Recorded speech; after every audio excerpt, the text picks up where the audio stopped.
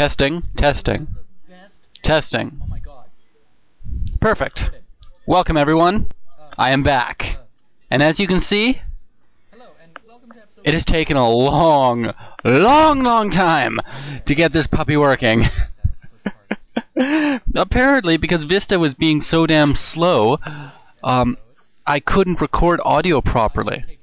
Every time I tried, it would end up ruining it, making it jumpy, and it would actually cut out things that I've said, which actually wound up to some really amusing conversations.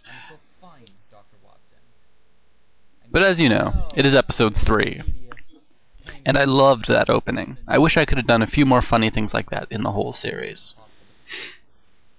But I was worried I would end... Oh god. I probably deafened half of my audience when I did that.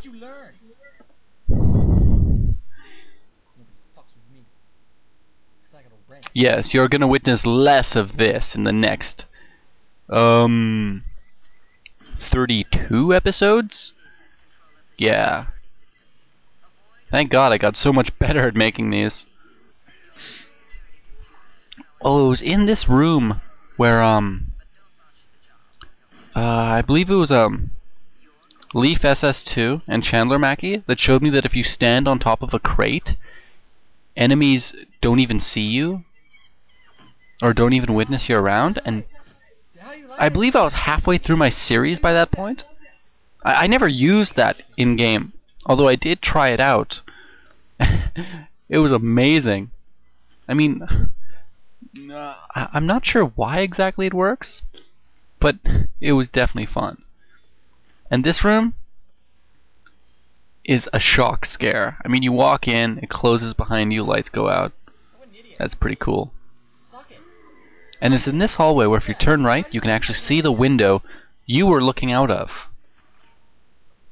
Which if you got the new version of SecMod, the woman that's running past actually gets blown up by I'm not sure if the never mind. But yeah, in here I'm mentioning about the item fairy, which is common in every FPS, sorry. Wait. If there's first-person shooters and third-person shooters, why is there never a second-person shooter? How would that play out? You know, I think a game company could make a lot of money by making a second-person shooter. I have no idea how that would happen, but it'd be cool to watch. And through that window is Dr. Watson, which looks surprisingly dead, even though he's not. And once again shows that this ship is full of weird design qualities, like making an unbreakable window between two rooms, especially in a room that has no doors. It's just a ladder going down into it. It won't hurt anybody.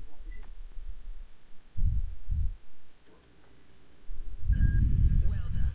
I'm uploading some modules.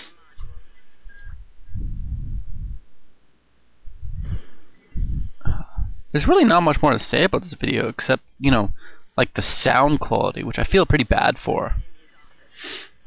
I wish I could have made it better. Oh, and I love it here how I notice these weird ghosts, and then there's items on the ground. I mean, whether it's intentional or not, it tells a hilarious story. And here we have a shotgun.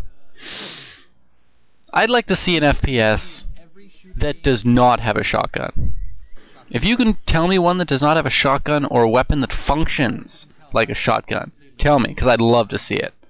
This is Dr. Wattson's office. And you know, I think I can explain why there's a hybrid in there and yet Watson is still alive. You see, I don't know if that's the guy he was operating on, but apparently it attacked Watson and the nurse. And then this other dude with a gun started shooting at the hybrid.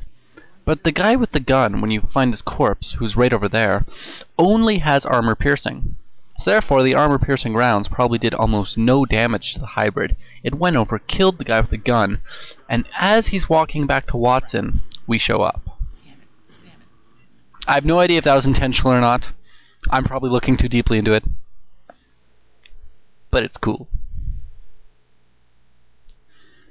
And here we have a very funny aspect of this episode, where I actually got a lot of comments on.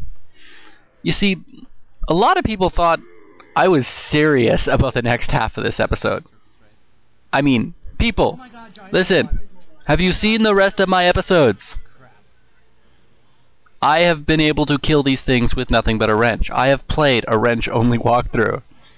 I was trying to be comical by playing End of All Hope from Nightwish. And because, in all honesty, this is a boss.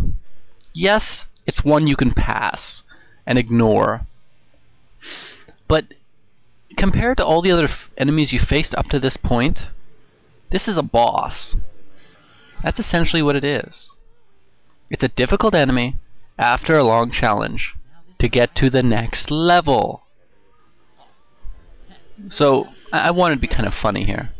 Make it seem very difficult, because it scared the shit out of me when it first popped up. Because I was running away from those shotgun hybrids because I had no ammo except for like 5 armor piercing, and I know those wouldn't help me. My shotgun was broken, and then this thing came up and just nuked me. Oh god. In fact, I was turning the corner to where the elevator was, and boom! It was right there in my face. Now, this was not actually recorded in real time.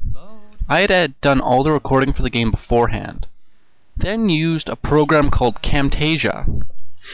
I think it was a demo or something, because I didn't keep it for long. And then recorded this afterwards and spliced it into the video.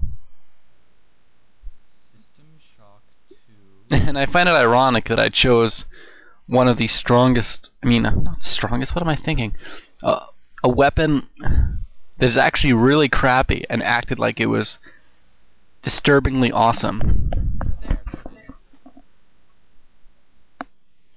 You know, I actually got emails like about people who thought I actually didn't know how to kill this thing, who thought I could only progress through the game with cheats.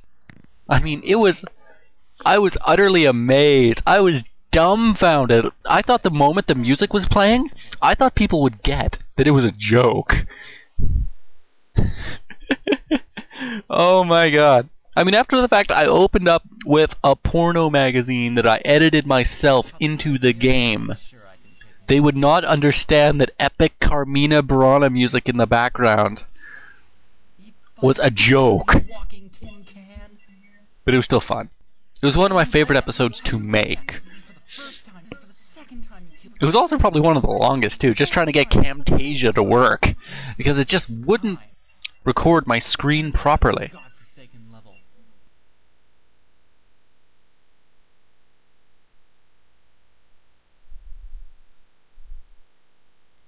Well, I hope you enjoyed this commentary on a commentary, and I hope it doesn't mess up this time. And I'm going to be working on the other episodes soon. See ya.